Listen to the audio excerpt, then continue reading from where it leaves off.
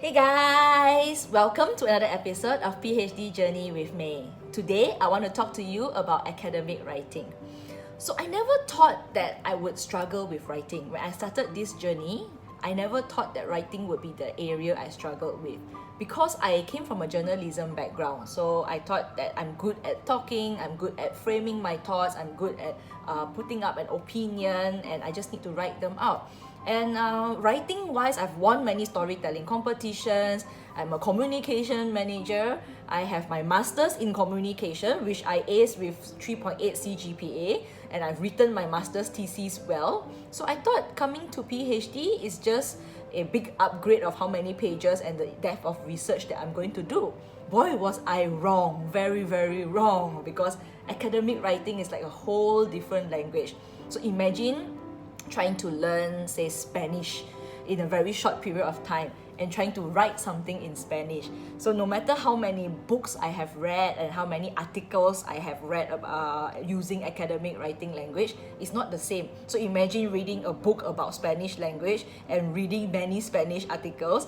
You still cannot write Spanish, right? So academic writing is like that for me. There's a lot of technical jargons, there's a lot of academic words, there's a lot of phrases that should be used differently, there's a lot of rules. The rules are the ones that sometimes I don't understand, but I just have to follow. There's a sequence of things that should happen in a research, and most of all, even things like articulating a discussion, having a viewpoint, and articulating your findings have to be told in a certain way, not in a storytelling mode that I'm used to doing.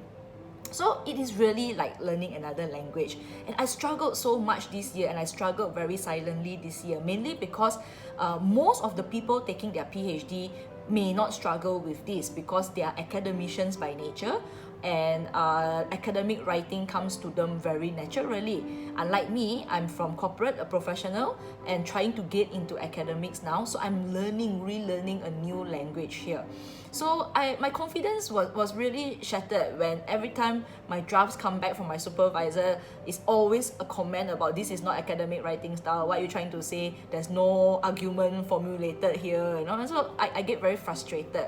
But after researching a little bit more and getting used to it, and now 1 year down the road, I'd like to share a few tips that may help some of you guys out there as well. So the first tip I have is just to start as soon as possible to write. No matter how low confidence I'm feeling, just write. Because oftentimes I sit on a particular section because I just have no confidence to start.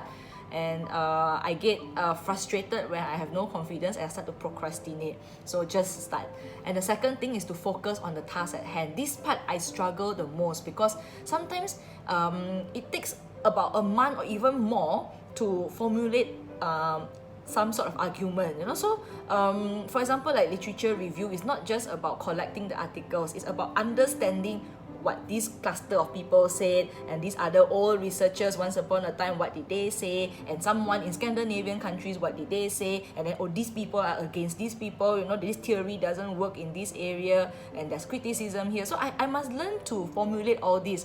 But of course, whenever I read those articles, it doesn't come so easily. It's not like there's certain colors of the articles that I can cluster. I need to first read many articles, then cluster them together, and then start writing it out, you see. So focusing is a very challenging part at the moment because it takes a span of few months sometimes to even find all this information, and then sometimes I cannot remember what I have found and cannot cluster it properly.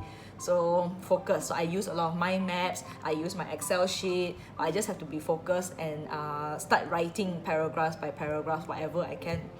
And the other tip that I have is be careful in the choice of words. So this is something that I struggle with so much until today, because as I've mentioned, the way I write is a very storytelling format, and it's very natural to me to do that. So sometimes when I formulate my arguments in my head and I start putting it down on paper, I tend to forget that I have to do academic writing style, because again, that style is not natural to me. So as I get carried away trying and being very focused in the argument that I'm trying to write out, I fall back into a corporate writing or a storytelling format.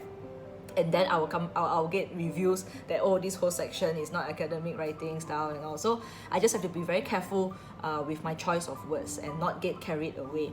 And how I do that is the next tip, which is use shorter paragraphs. I realize that I tend to get carried away when my paragraphs are too long, when I try to over explain something, maybe because I get excited that I understood this particular area so well that I can write freehand now. So but because of that, I tend to have very long paragraphs explaining one particular area. So there were some comments that came back, it's like, why this area, you have so many explanations and those are not academic writing. So I just have to be more careful, shorter paragraphs. And lastly, edit and edit. So read and rewrite. So this is a process that is ongoing throughout the entire 1 year, and I'm still doing it. And apparently when I speak to other people taking their PhD, they are still doing it until before submission, just rewrite, because there's always something to add on and there's always something to improve on.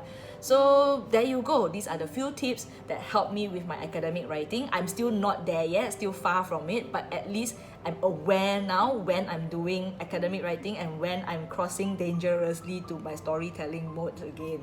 So there you go. I hope these tips help someone out there. Please do share with me if you have more tips on writing academic writing pattern. And I'll see you tomorrow in another episode of PhD Journey with May. Bye!